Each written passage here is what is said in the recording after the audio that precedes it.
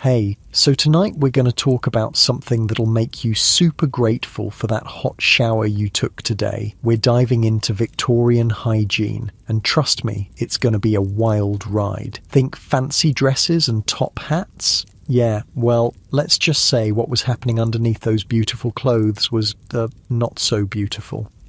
Oh, and if you're enjoying these stories, I'd really appreciate a like or subscribe. Super curious where you're all listening from, so drop a comment with your location and what time it is there. Always blows my mind how people are falling asleep to this all over the world.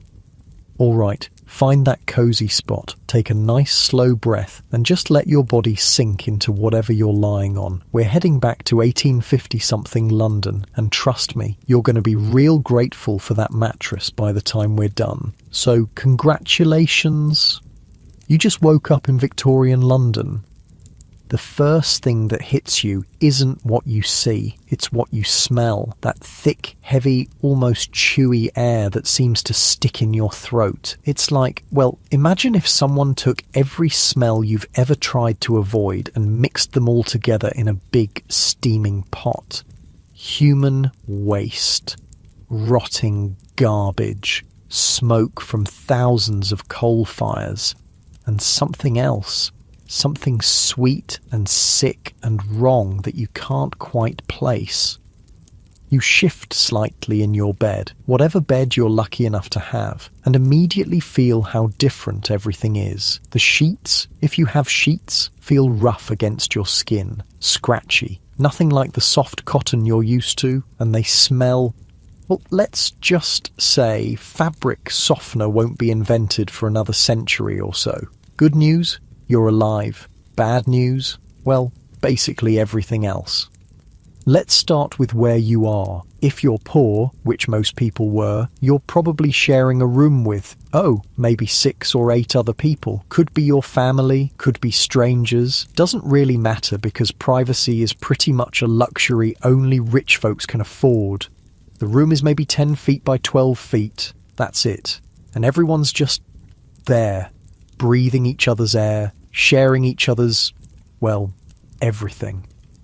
The walls are damp, always damp. There's this weird green stuff growing in the corners that nobody talks about, but everybody pretends not to see. Your breathing naturally slows in and out as you take in this strange, smelly new world.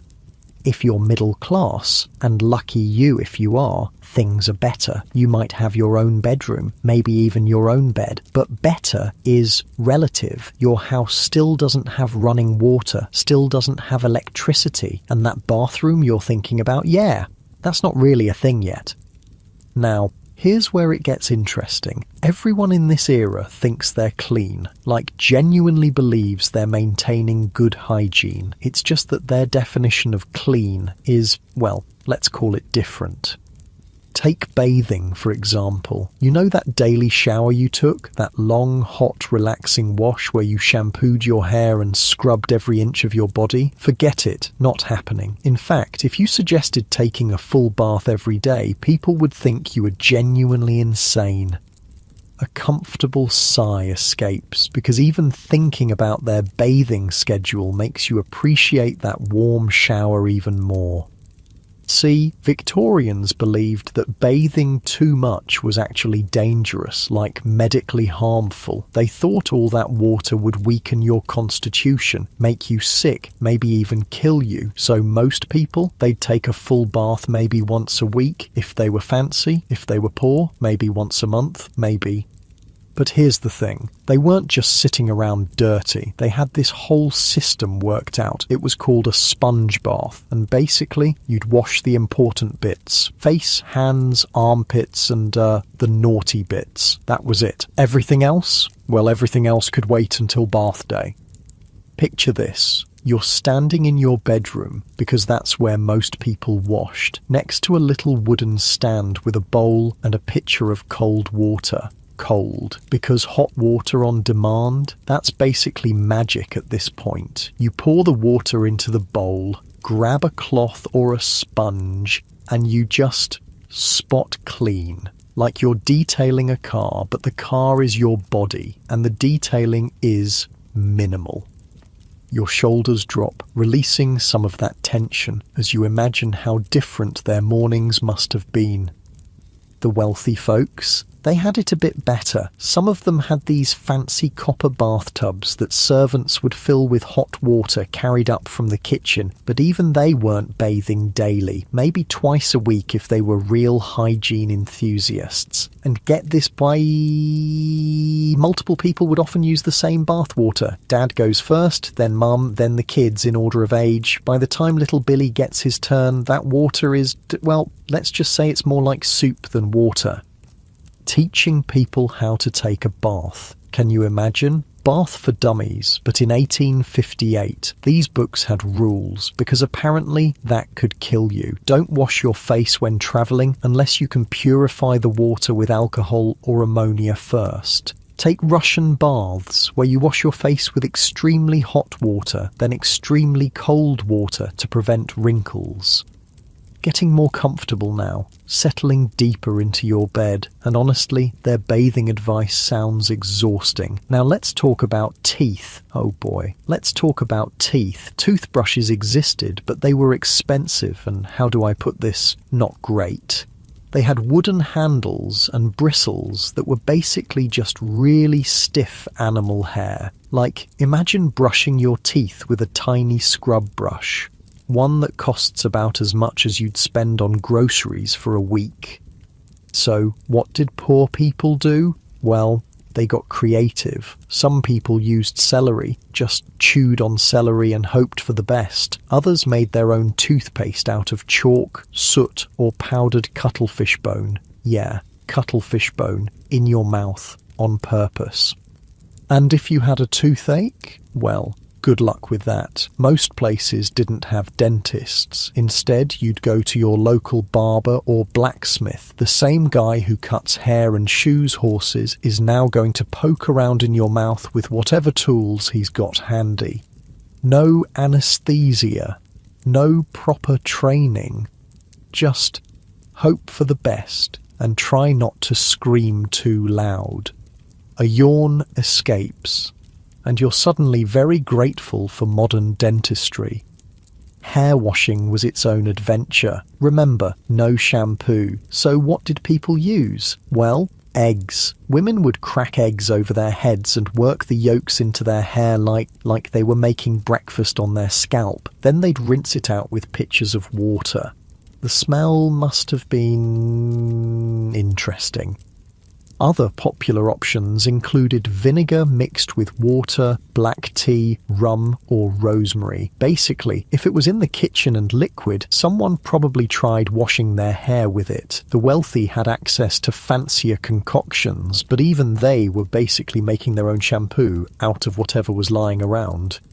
And here's the kicker. They only washed their hair maybe once a month. Maybe. Women's hair was considered their crowning glory, so they'd pile it up in elaborate styles and leave it that way for weeks. They'd add oils and pomades to keep it healthy, but, well, those oils would go rancid after a while, so their beautiful hair would smell like rancid fat.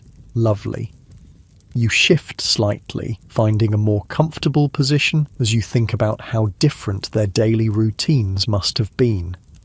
Laundry was a whole other nightmare. No washing machines, obviously. Everything had to be done by hand, and soap was expensive, so people got creative. Oil stains were treated with chalk, blood and grass stains were removed with kerosene, other odours were fought with milk. And for bleaching?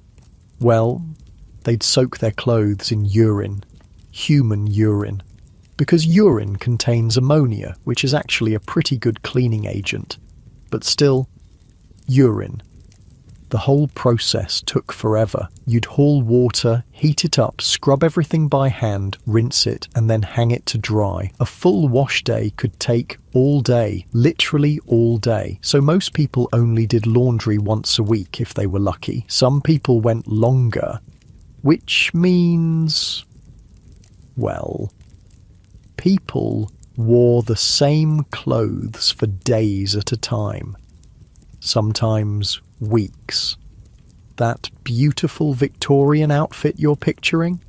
It probably hadn't been washed in a while.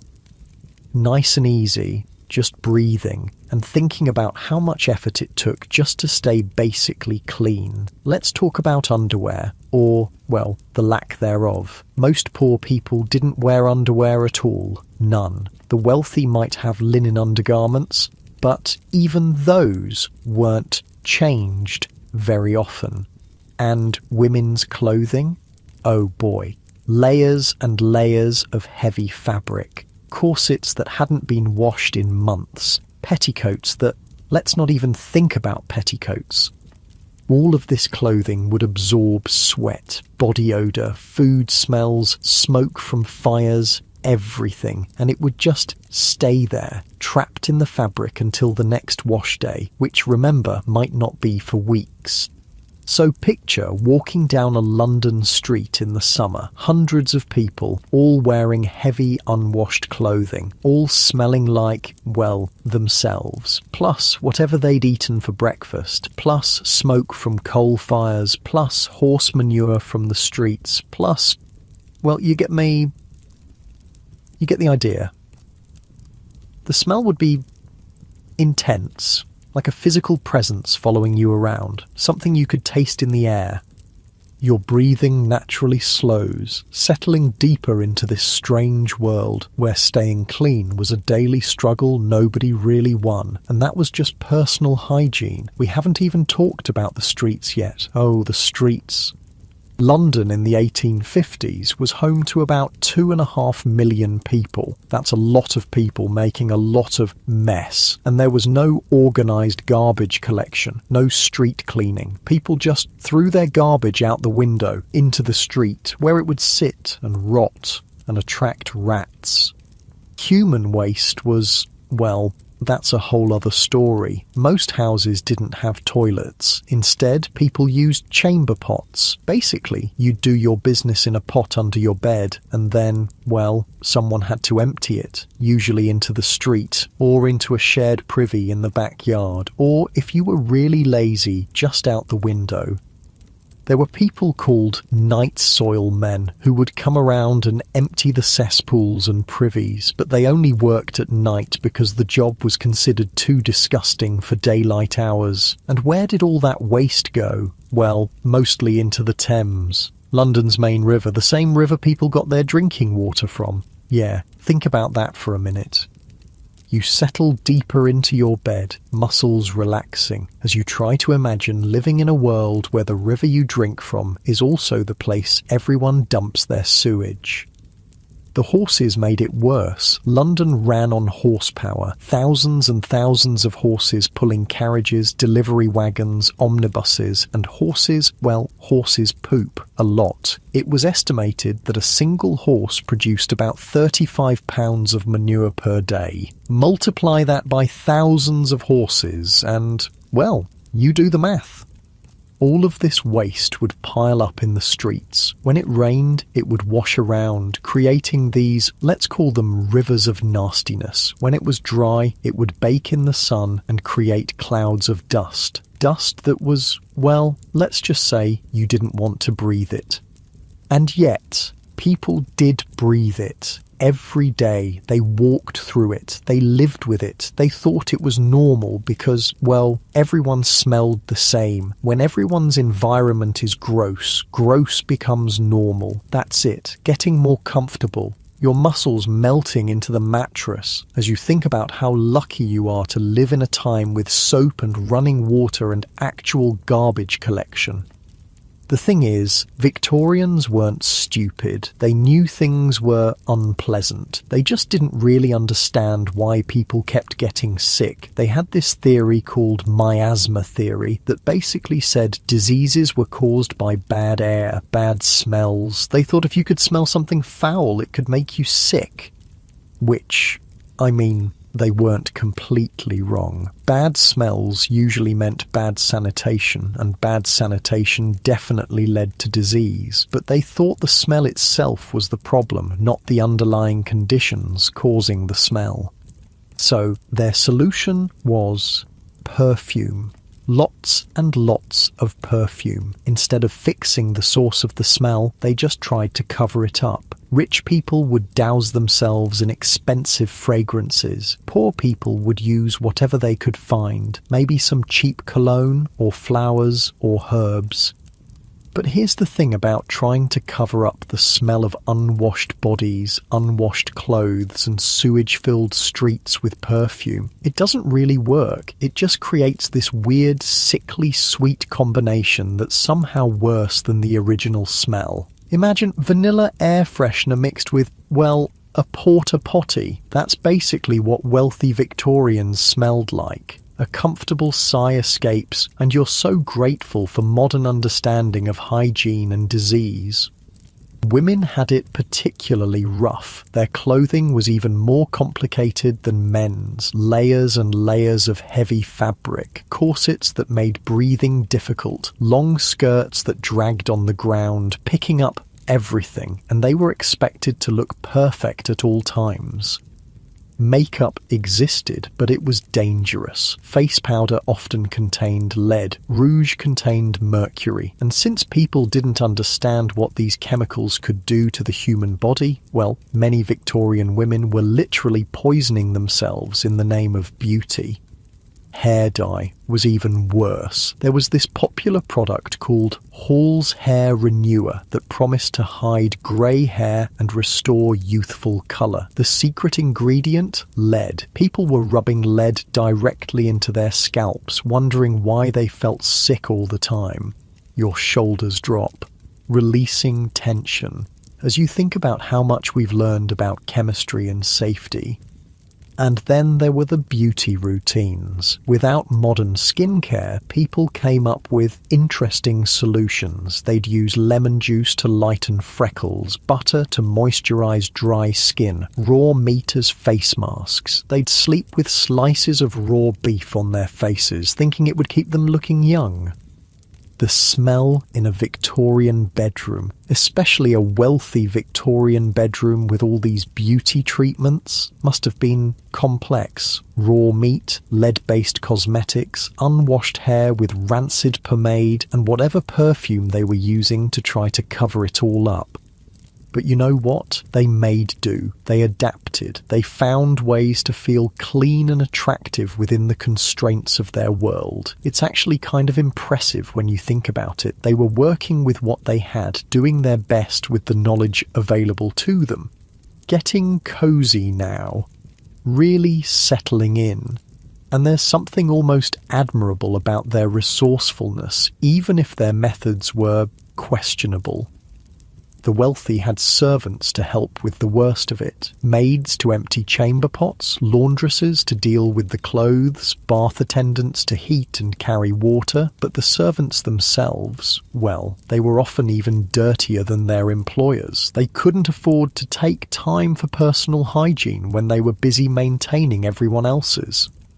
Poor people just did their best, shared resources, helped each other out, and accepted that being clean was a luxury they couldn't afford. They focused on survival, on finding enough food to eat, enough work to pay rent, enough coal to keep warm. Hygiene was something you worried about when you had everything else figured out. And in 1850-something London, most people definitely did not have everything else figured out. Nice and easy, breathing deeply as you imagine trying to navigate daily life in a world where everything was harder, where taking a bath was an event that required planning, where brushing your teeth was a luxury, where staying clean was a constant battle against a dirty world. The funny thing is, they probably would have looked at our modern obsession with cleanliness and thought we were crazy. Daily showers, changing clothes every day, washing our hands multiple times a day. They would have worried we were washing away our natural defences, making ourselves weak and susceptible to disease. Different times, different knowledge, different priorities, but underneath all the dirt and smell and questionable hygiene practices, these were still people, still families trying to make the best life they could for themselves and their children. They fell in love told jokes, worried about money, celebrated birthdays. They had hopes and dreams and fears just like anyone else. They just smelled a lot worse while doing it. Settling deeper, that heavy, comfortable feeling spreading through your body as the strange world of Victorian London starts to feel a little more real, a little more human, despite all its challenges and unpleasant realities. But let's talk about something that'll really make you appreciate modern plumbing. Victorian toilets, or, well, the lack thereof. You know that bathroom down the hall, the one with running water and toilet paper and a seat that's actually comfortable? Yeah, forget about it. Most Victorians had never seen anything like that. Instead, they had alternatives. Your muscles relax as you think about how simple it is to just walk to the bathroom when you need to.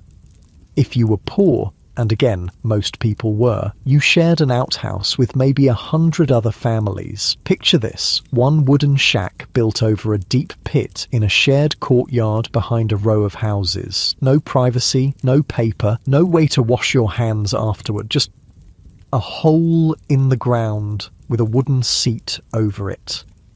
The smell.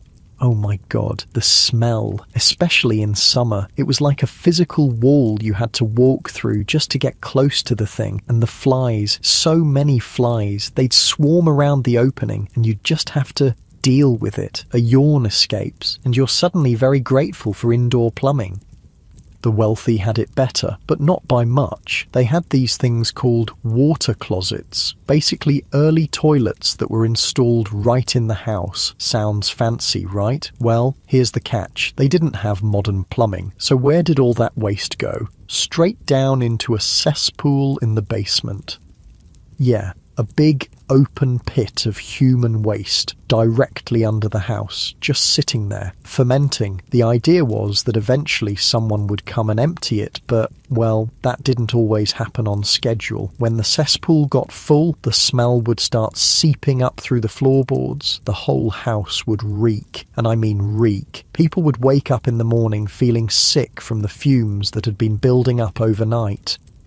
So they'd call the night soil men. These were the guys who specialised in emptying cesspools and privies. They only worked at night because, well, the job was considered too disgusting for daylight hours. Can you imagine? The work was so gross that it was literally illegal to do it when people could see. Your breathing naturally slows, settling deeper as you try to imagine living above a basement full of sewage.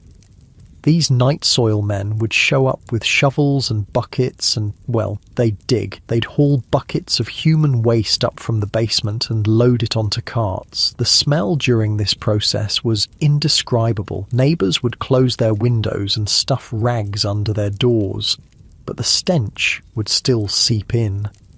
And where did all this waste go? Well, that's where it gets interesting. See, human waste was actually valuable. Farmers needed fertiliser and, well, human poop makes excellent fertiliser, so the night soil men would sell it. They'd cart it out to farms outside the city and sell it to farmers who would spread it on their fields.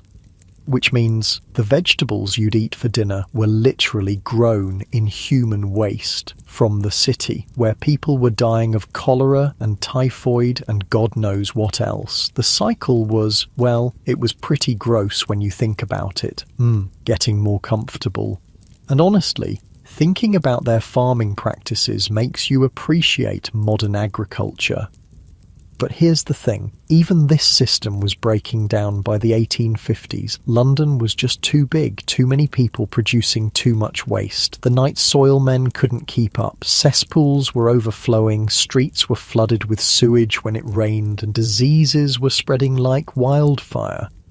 People were getting desperate. Some folks just gave up on the cesspool system entirely. They'd dump their chamber pots directly into the street, or out the window, or into the nearest river or stream. And guess what all those rivers and streams led to? The Thames, London's main source of drinking water. So people were literally drinking water contaminated with their own sewage, and wondering why they kept getting sick. Your shoulders drop, releasing that tension as you think about how obvious the connection seems now. The government knew there was a problem. Scientists knew there was a problem. Hell, everyone with a nose knew there was a problem, but nobody could agree on what to do about it. Some people thought the solution was to build more cesspools. Others wanted to dump everything into the Thames and let the river carry it away. Still others thought they should just live with it. After all, London had always smelled bad. Why change now? And then came the summer of 1858. Oh boy, the summer of 1858. It was hot, like really hot. Temperatures that London just wasn't used to, day after day of blazing sun and no rain. The Thames started running low, leaving thick deposits of sewage on the riverbanks, and in that heat, well, things started to ferment. The smell was beyond description. Imagine every gross smell you've ever encountered, multiply it by 1,000, and then imagine having to breathe it 24 hours a day. People were vomiting just from walking near the river. Families were abandoning their homes if they lived too close to the Thames. A comfortable sigh escapes, and you're so thankful for modern waste management.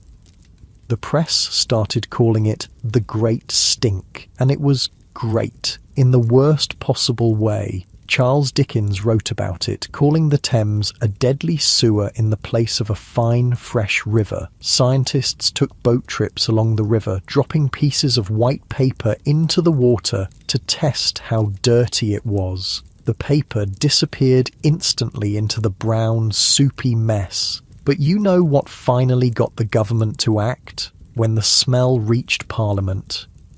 See, the Houses of Parliament sit right on the banks of the Thames, and in the summer of 1858, with the windows open for ventilation, well, the smell just poured in. Members of Parliament were literally fleeing the chamber, handkerchiefs pressed to their noses, gagging and retching.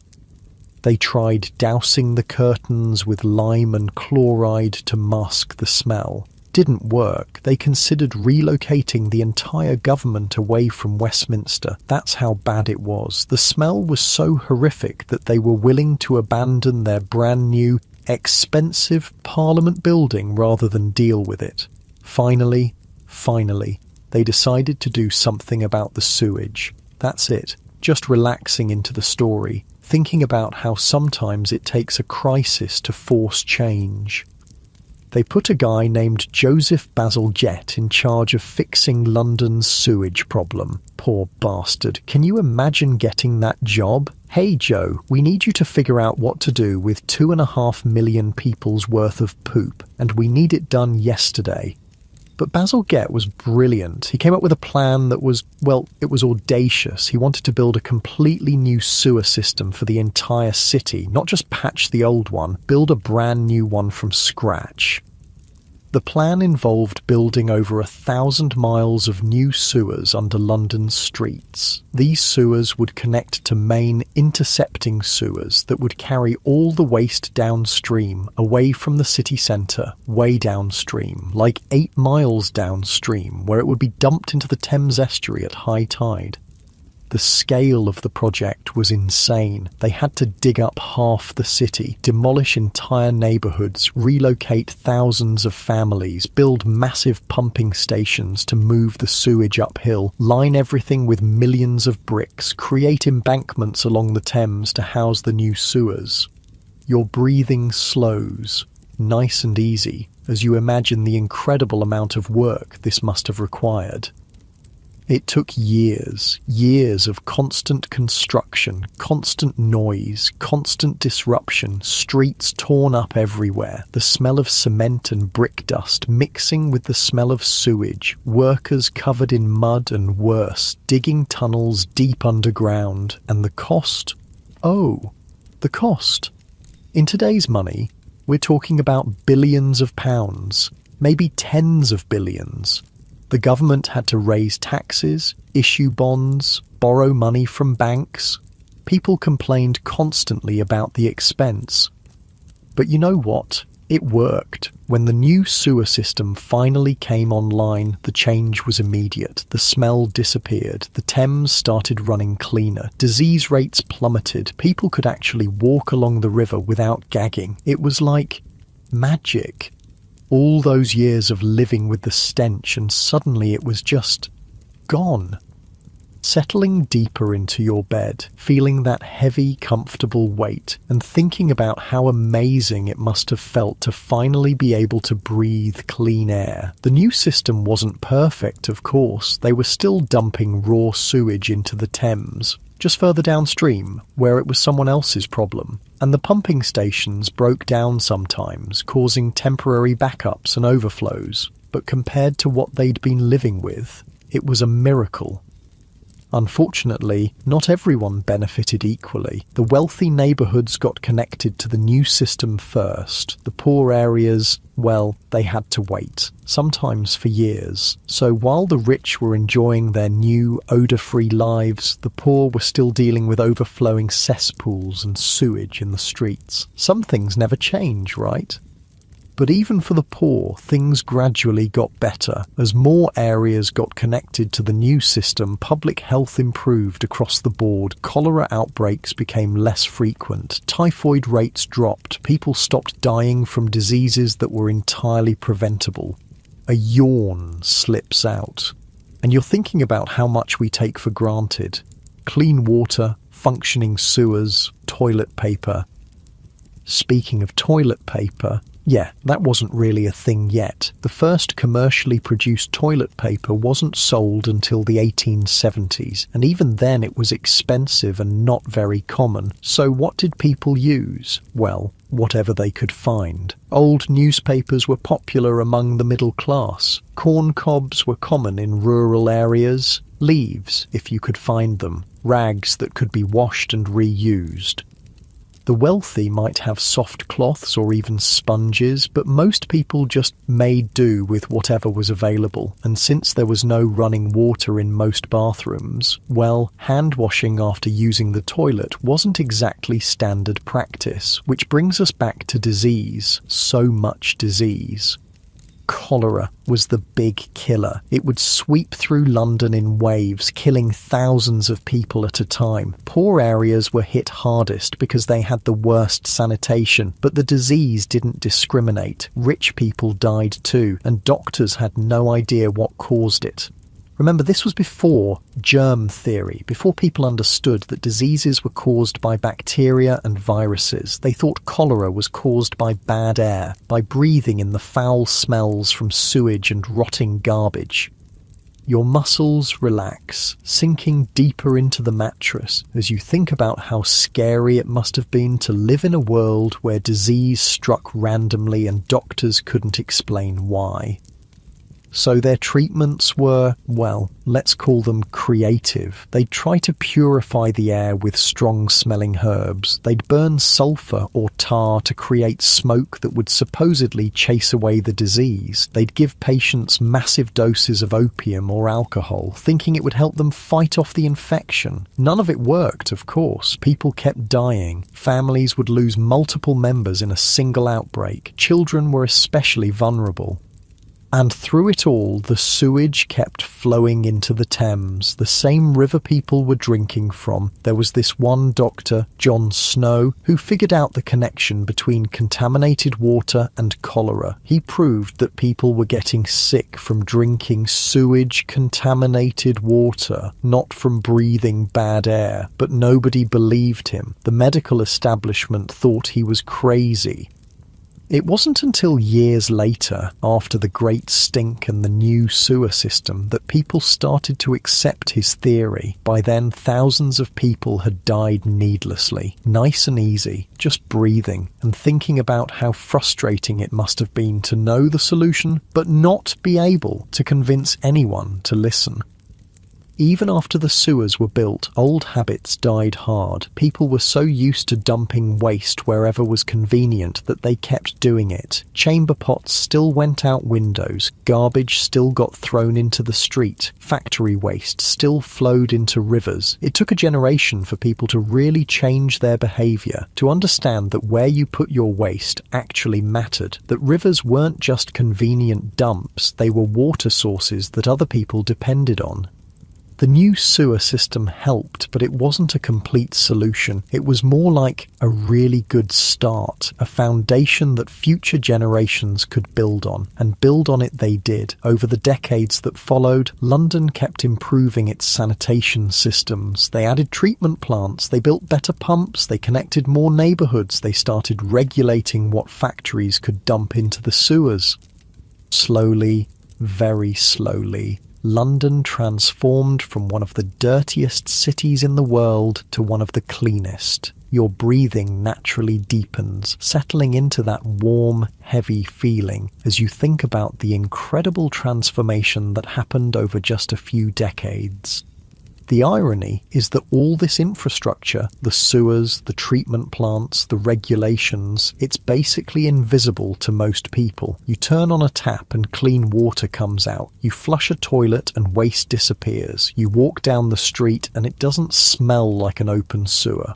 We don't think about it because it works so well, because people like Bazalgette did their job so thoroughly that we can just take it for granted. But for Victorians, especially in those years before the new sewer system, dealing with waste was a constant daily struggle. Every trip to the privy was an ordeal. Every drink of water was a gamble. Every breath of air carried the smell of decay and disease. They lived with it because they had to, because they didn't know there was an alternative, because they thought that's just how cities worked. Getting more comfortable, muscles melting into the bed, and feeling so grateful for all the invisible infrastructure that makes modern life possible. Even their clothes reflected the reality of living in a dirty world. Dark colours were popular because they hid stains better. Heavy fabrics were preferred because they lasted longer between washings. Elaborate decorations and patterns helped disguise spots and smudges. Fashion wasn't just about looking good, it was about looking good in a world where staying clean was nearly impossible. Women's long skirts weren't just fashionable, they were practical. They hid dirty shoes and stockings. They swept along the ground, picking up mud and refuse. But that was better than having your legs exposed to all the filth in the streets. Men's dark suits served the same purpose. Coal dust, horse manure, sewage splashback, it all blended into dark wool. A gentleman could walk through the streets of London and still look relatively presentable when he arrived at his destination. That's it, nice and relaxed, thinking about how every aspect of their lives was shaped by the reality of living in a dirty world. And yet, they persevered. They found ways to be happy, to celebrate, to find beauty in their world despite all its challenges. They fell in love and got married and raised families. They wrote poetry and painted pictures and composed music. They were human beings living human lives, just with a lot more sewage involved. The transformation that happened during the Victorian era, from the chaos of the early 1800s to the relative cleanliness of the early 1900s, represents one of the greatest improvements in public health in human history. It saved millions of lives. It made modern urban life possible. It showed that with enough political will and engineering skill, even the most overwhelming problems could be solved. Your body feels heavy and comfortable, settling deeper as you think about the incredible resilience and ingenuity of people facing seemingly impossible challenges. But let's talk about something that really shows how different things were: women's hygiene during that time of the month. You know those convenient products you can just pick up at any store, the ones designed specifically for comfort and protection? Yeah, those didn't exist at all. Your muscles soften as you think about how much easier modern life is, even for the most basic biological functions. Victorian women had to get creative, and by creative I mean they had to figure out how to deal with their periods using whatever they could find around the house. Most women used rags, literally just strips of cloth torn from old clothing or linens. They'd fold them up, position them as best they could, and hope for the best.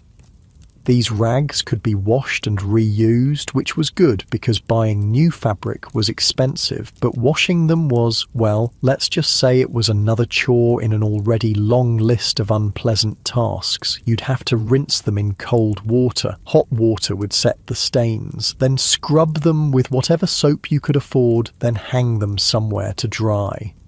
And where do you hang menstrual rags to dry? You can't exactly put them on the line outside for all the neighbours to see, so they'd hang them in bedrooms, in basements, anywhere private where they could air dry without causing scandal. A comfortable sigh escapes, and you're suddenly very grateful for modern conveniences. Wealthy women had it slightly better. They could afford softer fabrics, maybe even some purpose-made cloths, but even they were dealing with essentially the same system. Rags, washing, reusing, repeat. The really wealthy might have had servants to deal with the washing, but that meant, well, your most intimate hygiene was being handled by people who were essentially strangers. People who were probably gossiping about it in the servants' quarters.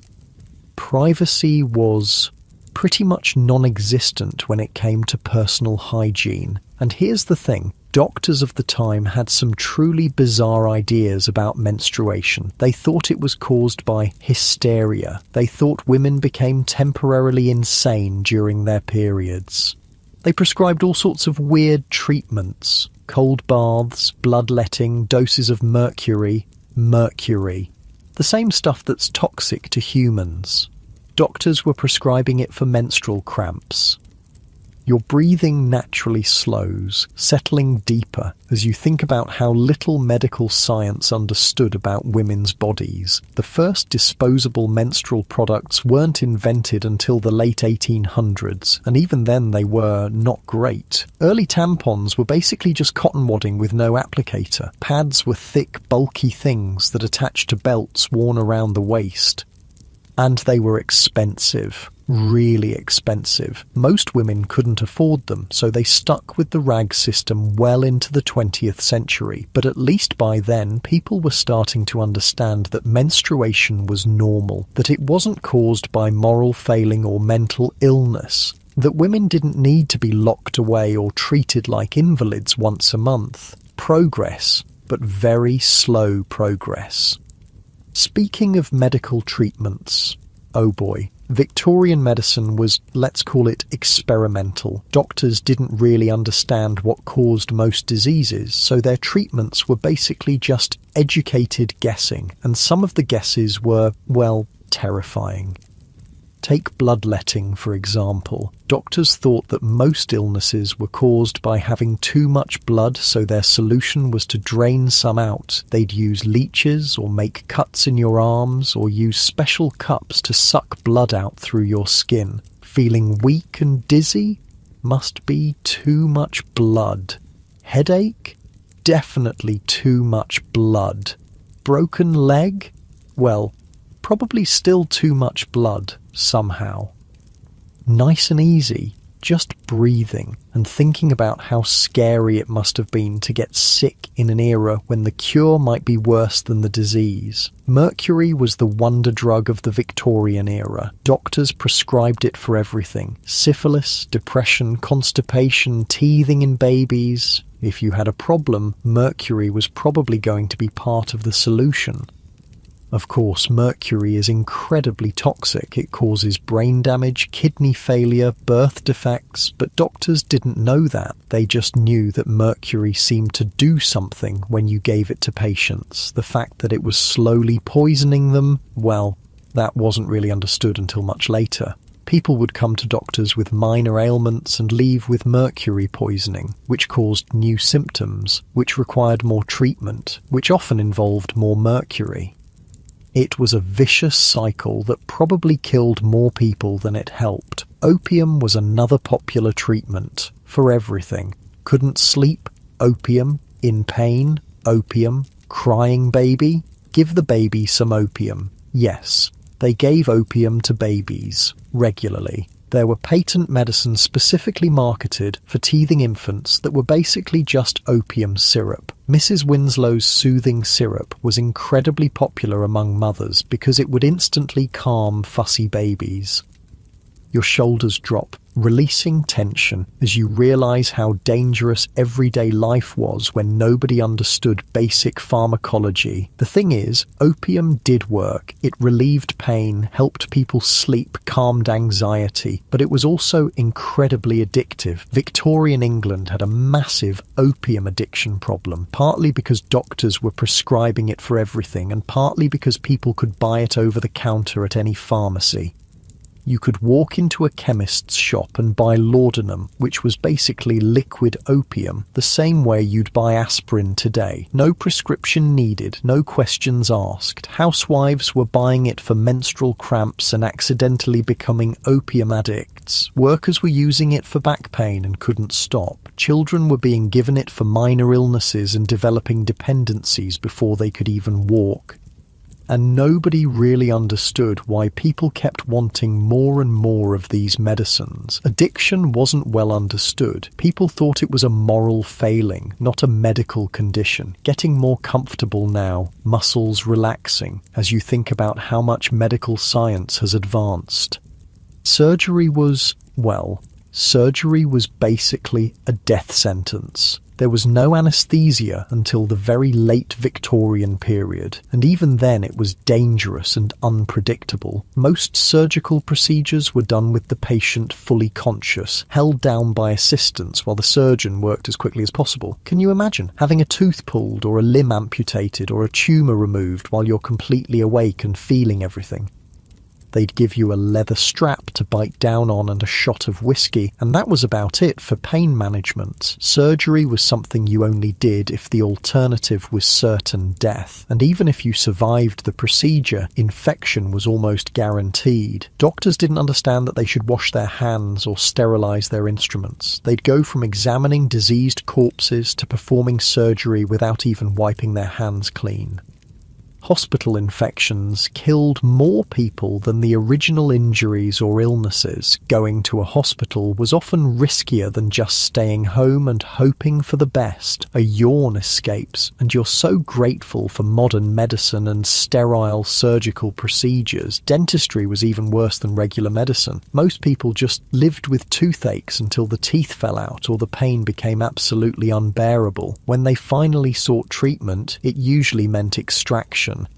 And extractions were done without anesthesia, using pliers or other crude tools. The dentist, who was often just the local blacksmith or barber, would grab the tooth and yank it out as quickly as possible while you screamed. Rich people could afford to have false teeth made, but they were not great.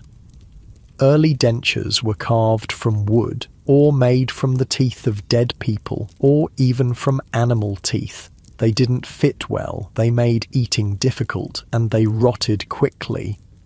George Washington famously had multiple sets of dentures, and none of them worked very well. His last set was made from hippo teeth and gold wire. Can you imagine trying to eat with hippo teeth wired into your mouth? Most people just went without teeth. They'd eat soft foods, mumble when they talked, and look decades older than they actually were. Your breathing deepens, settling into the story, thinking about how much we take modern dental care for granted. But here's something interesting. Despite all these medical challenges, people still tried to look their best. Beauty standards existed, and people went to incredible lengths to meet them. Pale skin was fashionable because it showed you didn't have to work outside in the sun.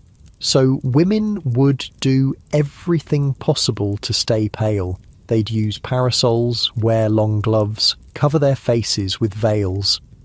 And if natural paleness wasn't enough, they'd use makeup. Lead-based face powder was incredibly popular because it created a perfectly white, smooth complexion. The fact that lead causes brain damage and death, well, that wasn't really understood. Women would literally poison themselves daily for the sake of fashion. Rouge was made with mercury or other toxic substances. Lipstick contained lead. Eyeliner was made with antimony, which could cause blindness.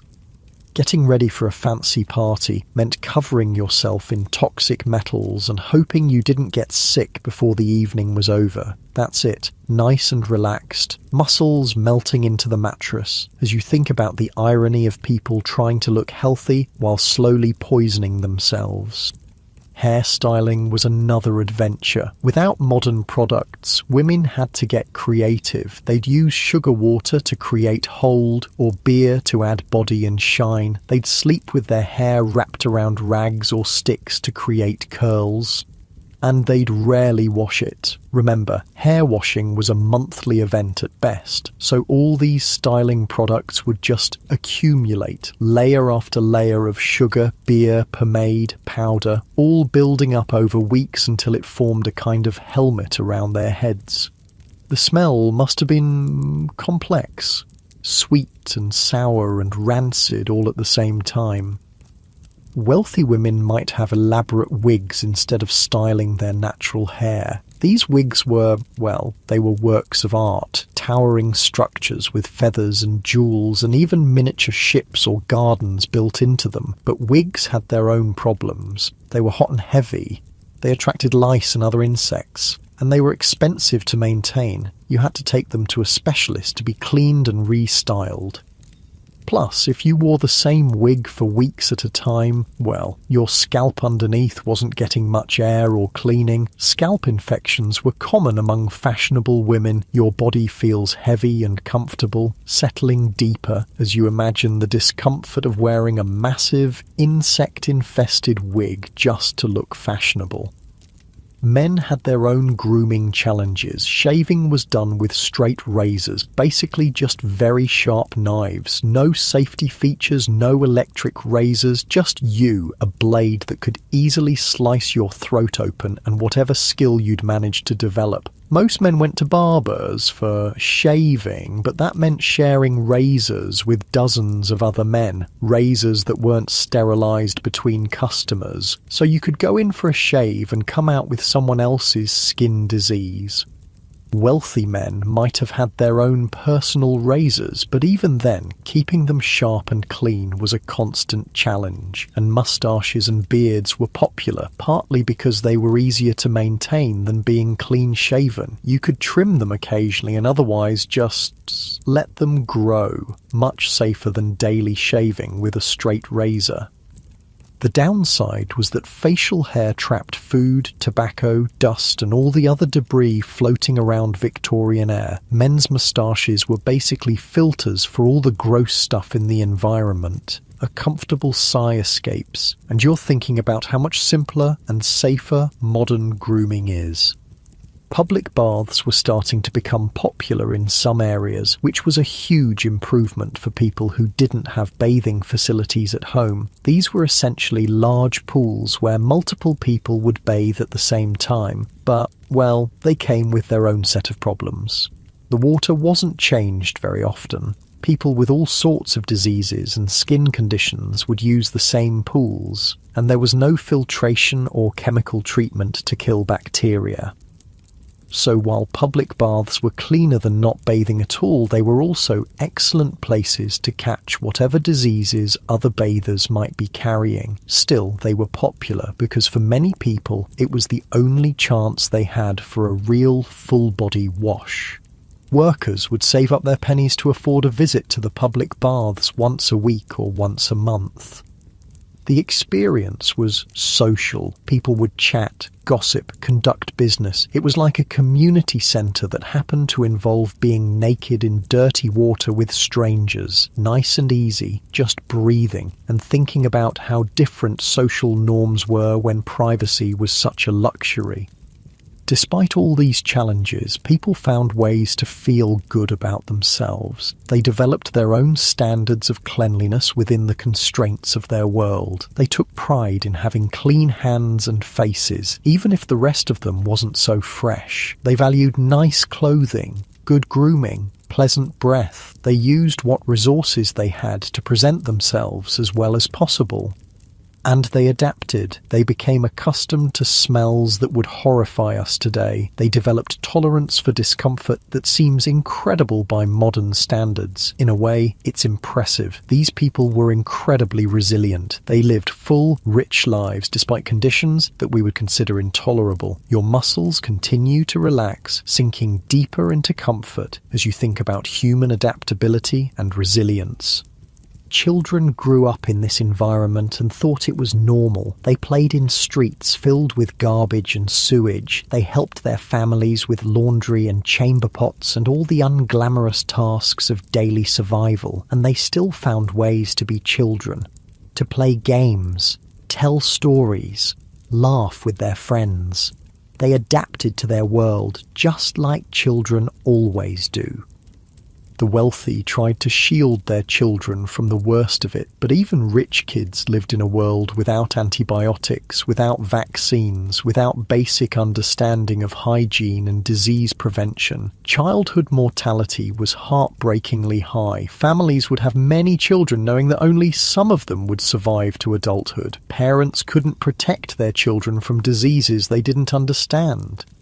Yet people still fell in love, got married, had families. They still celebrated holidays and birthdays. They still had hopes and dreams for the future. They were living human lives in a world that was challenging in ways we can barely imagine. Getting cozy now, really settling in, and feeling a deep appreciation for all the invisible systems that keep us healthy and safe today.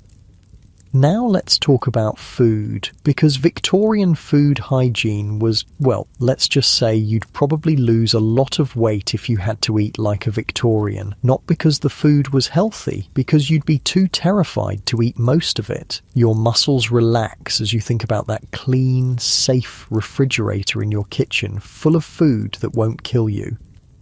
See, refrigeration didn't exist at all. The best people could do was ice boxes, and ice was expensive and hard to come by. Most people just kept their food at room temperature and hoped for the best, which meant that meat started going bad almost immediately after slaughter. Milk would sour within hours in warm weather. Vegetables would rot quickly without proper storage. So, how did people deal with this? Well, they got creative. And by creative, I mean they developed some truly questionable preservation methods. Salt was huge. People would pack meat in so much salt that it was basically mummified. It would last longer, but it was also, well, incredibly salty and tough, and not particularly nutritious after all that processing.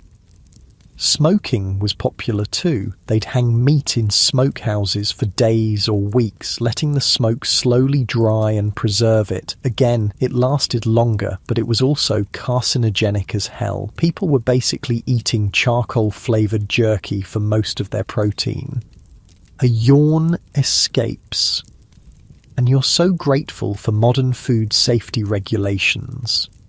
Pickling was another option. They'd soak vegetables in vinegar or brine for months at a time. Everything was pickled. Cabbage, onions, eggs, even meat sometimes. The acid would kill bacteria and preserve the food, but it also made everything taste, well, like vinegar.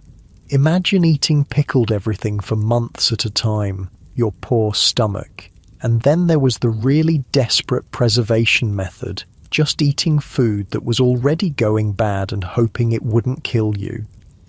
Meat that was starting to turn green, cover it with spices and cook it thoroughly. Milk that was curdling, turn it into cheese. Bread that was getting mouldy, cut off the worst parts and eat the rest. People developed iron stomachs out of necessity. They had to.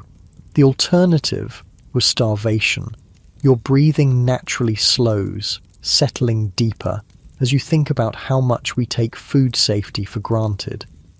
But here's the really scary part. People couldn't tell what was safe and what wasn't. There were no expiration dates, no health inspectors, no understanding of bacteria or foodborne illness. So people would eat spoiled food and get sick, but they'd blame it on bad air or evil spirits or just bad luck. They didn't understand the connection between rotten food and illness.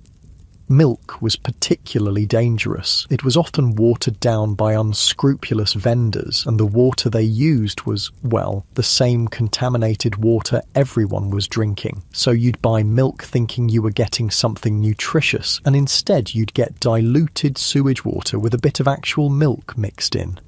And baby formula? That wasn't a thing. If a mother couldn't breastfeed, they'd give babies cow's milk or goat's milk or whatever was available. Often this milk was contaminated or spoiled. Infant mortality from digestive illnesses was heartbreakingly common. Even when food was fresh, preparation was risky. Kitchens were dirty, knives were rarely cleaned properly, and people didn't understand cross-contamination. You'd cut raw meat on a wooden board, then slice bread on the same board without washing it. Getting more comfortable, and thinking about how many invisible food safety measures protect us every day. Working conditions made everything worse. If you worked in a factory, you'd be covered in soot and chemical residue all day. Then you'd come home and handle food with those same unwashed hands. Factory workers often ate their lunches right on the factory floor, surrounded by machinery that was leaking oil and spewing toxic fumes. They'd unwrap a piece of bread and eat it while breathing in lead dust or mercury vapor. Miners had it even worse. They'd spend all day underground, covered in coal dust or mineral particles, then eat their meals down in the mine. Black lung disease was common, partly from breathing contaminated air while eating. And agricultural workers, they were handling manure all day, both human and animal manure, remember, then eating their lunches with those same hands. No wonder disease spread so quickly in rural areas. People just didn't connect hygiene with health. They thought disease was caused by moral failings or bad luck or supernatural forces. The idea that washing your hands before eating could prevent illness was revolutionary. Your shoulders drop, releasing that tension, as you think about how basic hand washing has saved millions of lives. Even the wealthy had problems with food safety. Their cooks might have been better trained, but they were still working with the same spoiled ingredients and contaminated water as everyone else. Rich people could afford more variety in their diet, but variety didn't necessarily mean safety. They'd import exotic foods from other countries, foods that had been sitting in ship holds for months without refrigeration, tropical fruits that were rotting from the inside out, spices that were full of insects and mold. And fancy Victorian dinner parties, those elaborate multi-course meals that lasted for hours. The food was sitting out at room temperature the entire time. By the time they got to the 7th or 8th course, they were basically eating science experiments. Plus, wealthy people had this weird obsession with foods that were, well, intentionally gross. They'd eat things like potted meat, which was basically any kind of meat ground up and mixed with fat and spices, then packed into jars and left to ferment. They thought fermented foods were sophisticated. They'd eat cheese that was literally crawling with maggots and consider it a delicacy. Nice and easy. Just breathing. And honestly, some Victorian delicacies sound absolutely horrifying. The poor had their own food challenges. They couldn't afford fresh meat or vegetables most of the time, so they'd buy whatever was cheapest, which was usually whatever was about to go bad that the vendors couldn't sell to anyone else. There were markets specifically for second-hand food, meat that was starting to turn, produce that was bruised or rotting, dairy products that were past their prime. Poor people would shop these markets because it was all they could afford. And street vendors? Oh boy, street vendors would sell food that had been sitting out in the sun all day, covered in flies and dust and God knows what else. Meat pies made from mystery meat, milk that had been sitting in dirty containers, bread that was more sawdust than flour. But people were hungry, and hungry people eat whatever they can get. A comfortable sigh escapes, and you're thinking about how food insecurity makes every choice a gamble. Alcohol was often safer than water, which led to some interesting dietary habits. People would drink beer or wine with every meal, including children. It wasn't that they were trying to get drunk. It was that fermented beverages were less likely to make you sick than contaminated water. So Victorian children would start their day with small beer, a low-alcohol brew that was considered a breakfast drink. Workers would drink beer throughout the day to stay hydrated. Even babies were sometimes given diluted alcohol instead of water. This led to a society where mild intoxication was basically the default state for a lot of people. Not drunk exactly, but not completely sober either, which probably made the smells and discomfort of daily life a bit more tolerable, honestly. The spice trade existed partly because spices helped mask the taste of spoiled food. If your meat was going bad, you'd load it up with pepper and cinnamon and hope for the best. Strong flavours covered up the taste of decay. That's why Victorian cooking was so heavily spiced compared to earlier periods. It wasn't just about flavour, it was about survival. Your breathing deepens, settling into the story, thinking about how every aspect of their lives was shaped by the constant threat of illness and contamination. Public health measures were minimal. There were no health inspectors checking restaurants or food vendors. No regulations about how food should be stored or prepared. No requirements for clean water or proper waste disposal. If you got sick from eating contaminated food, that was just life. Bad luck. Something to endure and hope you survived. The first food safety laws weren't passed until the very end of the Victorian era, and even then they were limited and poorly enforced. It took decades of lobbying by reformers and scientists to convince governments that regulating food safety was actually important. Before that, it was basically buyer beware. If a vendor wanted to sell you rotten meat covered in flies, that was perfectly legal. If a baker wanted to mix sawdust into his bread to make it cheaper, no problem. Fraud was rampant in the food industry. Milk was watered down, beer was diluted, bread was mixed with chalk or alum to make it look whiter. People were paying for food and getting, well, not food. And there was no way to test these things, no way to know what you were actually eating. You just had to trust that the vendor wasn't trying to poison you for profit. Getting cozy now, muscles relaxing, as you think about how much regulation and oversight goes into every bite of food we eat today. The wealthy tried to protect themselves by hiring food tasters or buying from trusted vendors, but even that wasn't foolproof. Rich people got food poisoning too. They just had better access to medical care when it happened. Poor people often had no choice but to eat whatever they could afford, even if they suspected it might be contaminated. Better to risk getting sick than to definitely starve. And children were especially vulnerable. Their developing immune systems couldn't handle the constant assault of contaminated food and water. Child mortality from digestive illnesses was one of the leading causes of death. Parents would watch their children get sick over and over again from the food they were providing, but there wasn't much they could do about it. Clean, safe food was a luxury most families couldn't afford. The gradual improvement in food safety over the late Victorian period probably saved more lives than any other single public health measure. When people could finally trust that their food wouldn't kill them, overall health improved dramatically. But it took decades of scientific research, political lobbying, and public pressure to make those changes happen. And even then, improvements came slowly and unevenly. That's it. Really settling in now, thinking about how many invisible systems work together to keep us safe and healthy. Personal hygiene standards started to improve gradually as well, but change was slow. The wealthy led the way, partly because they could afford soap and clean water, and partly because they had social pressure to maintain appearances. Middle-class families started bathing more frequently, maybe twice a week instead of once. They started changing their clothes more often. They invested in better soap and grooming products, but old habits died hard. Even wealthy families who could afford daily baths often didn't take them because they'd been raised to believe that too much bathing was unhealthy.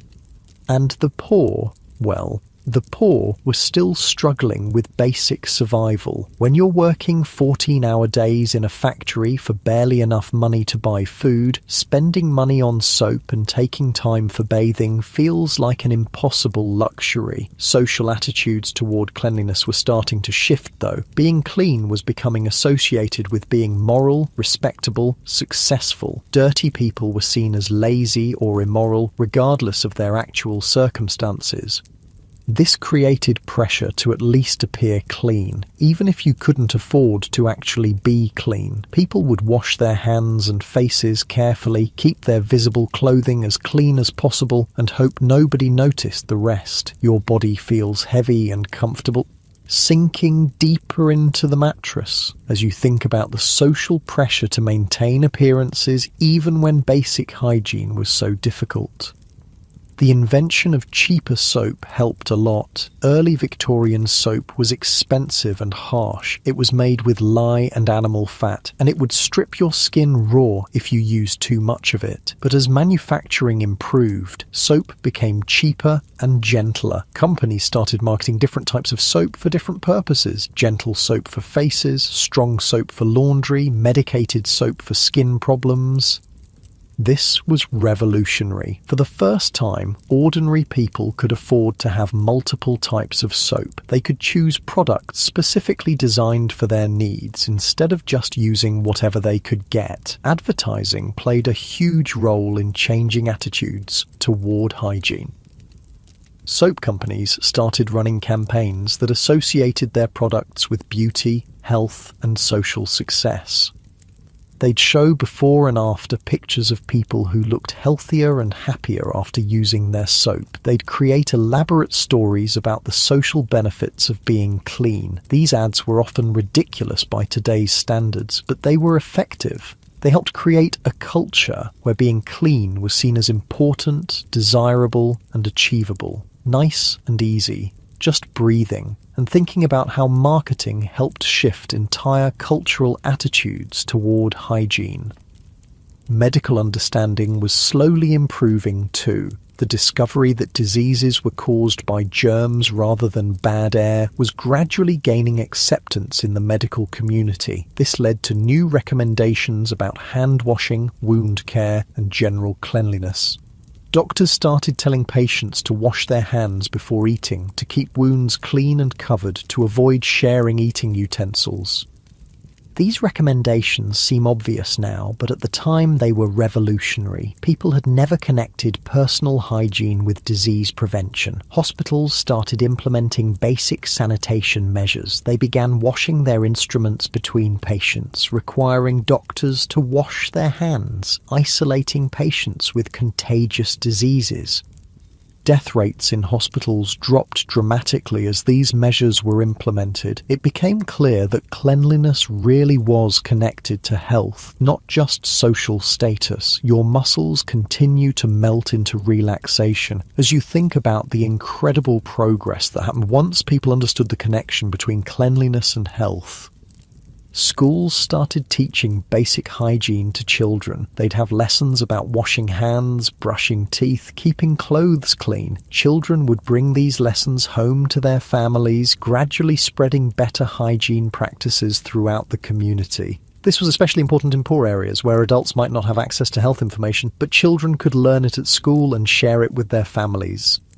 Public health campaigns began promoting basic sanitation measures. Posters would show people how to wash their hands properly, how to dispose of waste safely, how to keep their homes clean. These campaigns were often funded by soap companies or other businesses that benefited from increased hygiene, but they still provided valuable public education.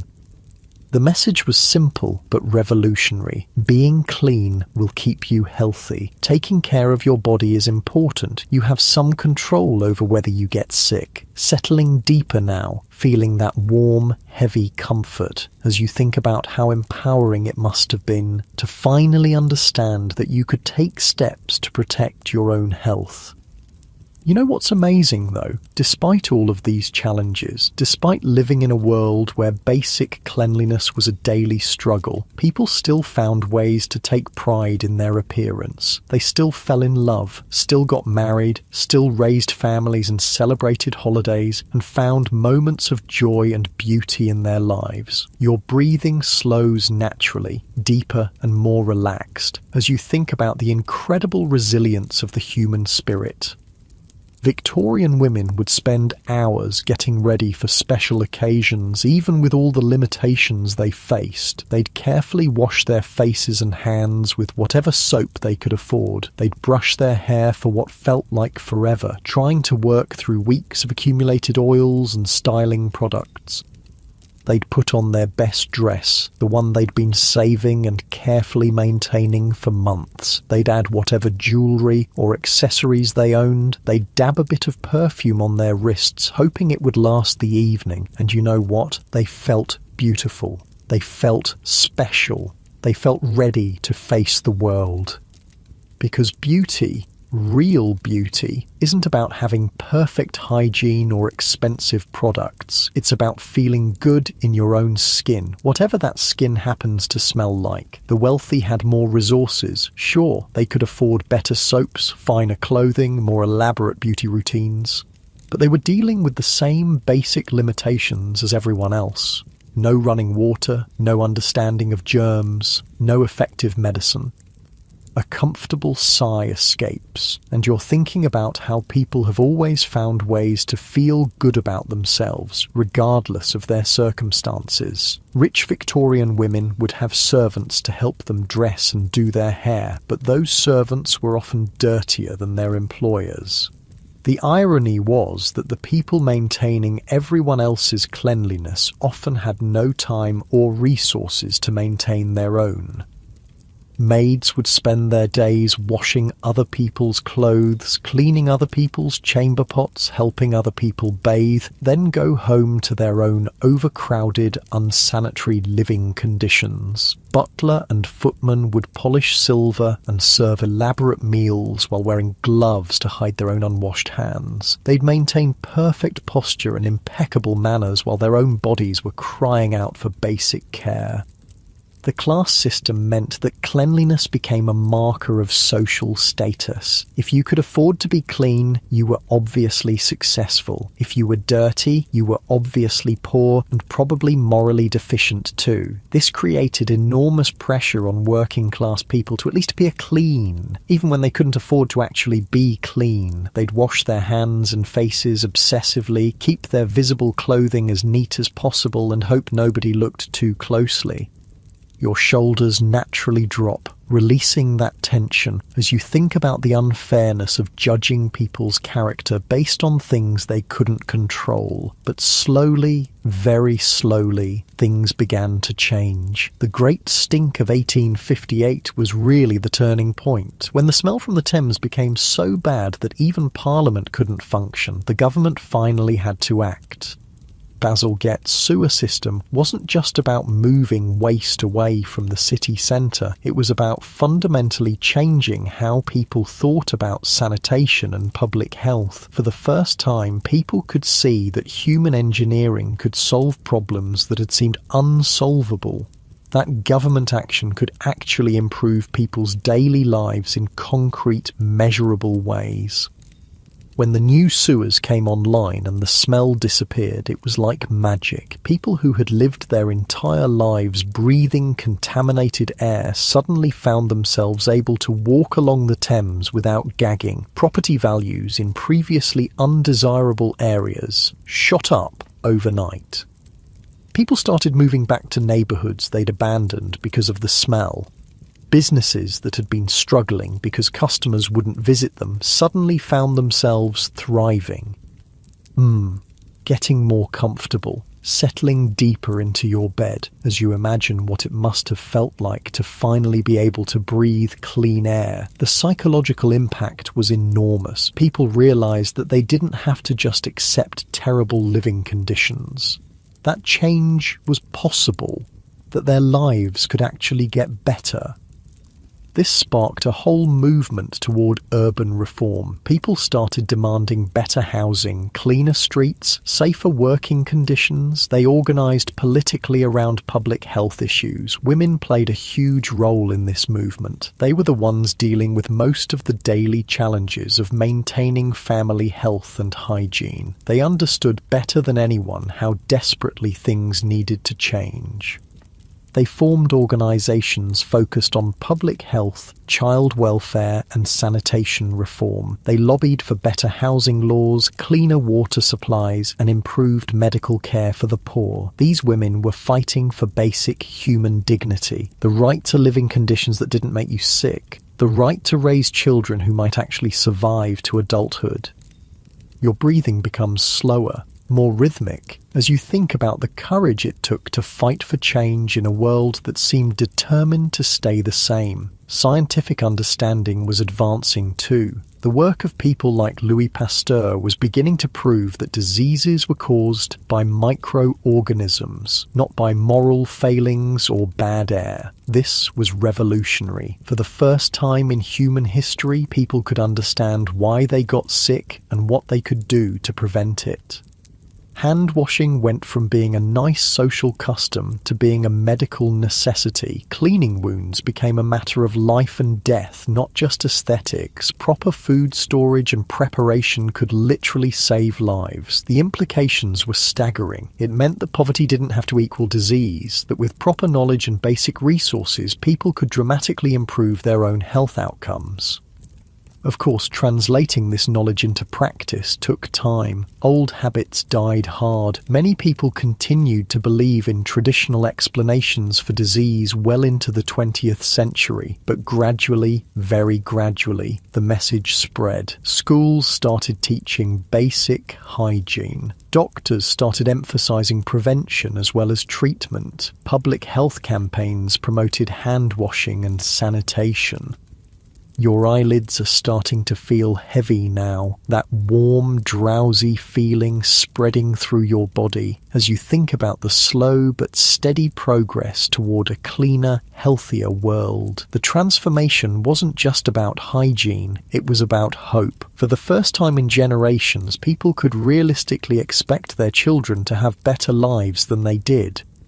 Child mortality rates began to drop. People started living longer. Diseases that had terrorized previous generations became less common. This created a positive feedback loop. As people got healthier, they had more energy to work on improving their conditions further. As living conditions improved, people got even healthier. The wealthy led the way, as they always do, but improvements gradually trickled down to the working classes. Better soap became affordable, basic medical care became more accessible, public health measures protected everyone, regardless of their social status. By the end of the Victorian era, London was transforming from one of the dirtiest cities in the world to one of the cleanest. The air was clearer, the water was safer, the streets were less disgusting.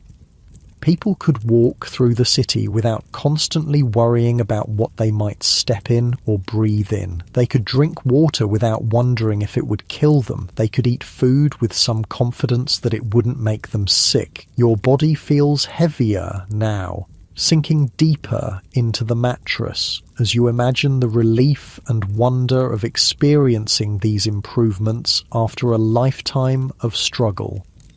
But perhaps the most important change was psychological. People began to believe that they deserved better, that basic cleanliness and health weren't luxuries reserved for the wealthy, they were fundamental human rights. This shift in thinking would continue into the 20th century and beyond. It would drive improvements in housing, working conditions, medical care, and social services.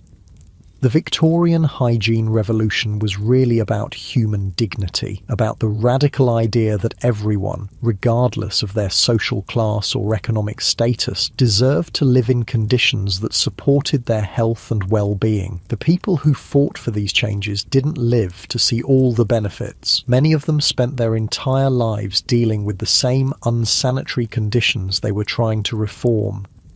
But they believed in the possibility of a better future. They worked toward changes that would benefit their children and grandchildren, even if they couldn't benefit themselves. Your breathing becomes even deeper, more relaxed, as you think about the selflessness and vision it took to work toward a future they might never see.